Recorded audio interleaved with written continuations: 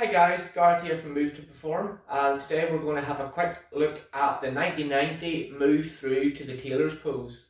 The combination of these two exercises will make sure that you're training the ability to inwardly and outwardly rotate the hip.